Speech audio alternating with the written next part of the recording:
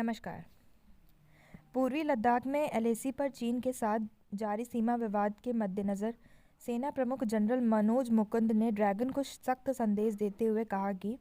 हम बातचीत और राजनीतिक उपायों के जरिए समस्या का समाधान करने के लिए प्रतिबद्ध हैं और किसी को हमारे संयम की परीक्षा लेने की कोई आवश्यकता नहीं है। बता दें कि पिछले 8 महीने से पूर्वी लद्दाख में सीमा विवाद को लेकर भारत और चीन के बीच गतिरोध जारी है और कई दौर की वार्ता के बाद भी यह तनाव कम नहीं हुआ। दिल्ली कैंट में परेड ग्राउंड में अपने संबोधन के दौरान सेना प्रमुख ने कहा कि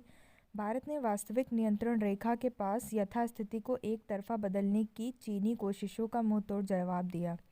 उन्होंने कहा कि मैं भारत के लोगों को यह आश्वासन देना चाहता हूं कि गलवान घाटी में हमारे सैनिकों का बलिदान व्यर्थ नहीं होगा।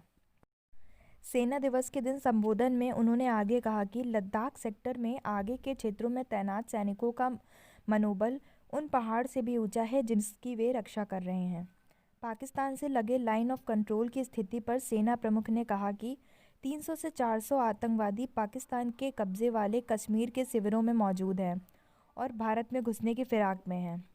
इससे पहले भी गुरुवार को थल सेना प्रमुख जनरल एम नरवणे ने कहा था कि भारतीय सेना सीमाओं पर यथास्थिति में एक पक्षीय बदलाव के किसी भी प्रयासों के खिलाफ दृढ़ता से खड़ी रहेगी और अमन चैन की उसकी इच्छा को कमजोरी के तौर पर नहीं देखा जाना चाहिए। उन्होंने यह भी कहा कि सेना शत्रुओं की साजिश को त्वरित और निर्णायक जवाब देने में सक्षम रही है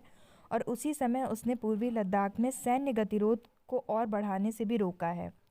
पाकिस्तान से सीमा पर आतंकवाद का जिक्र करते हुए सेना प्रमुख ने कहा कि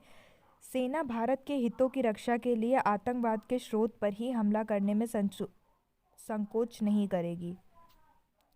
इसके आगे उन्होंने कहा कि उन्हें विश्वास है कि धर्मनिरपेक्ष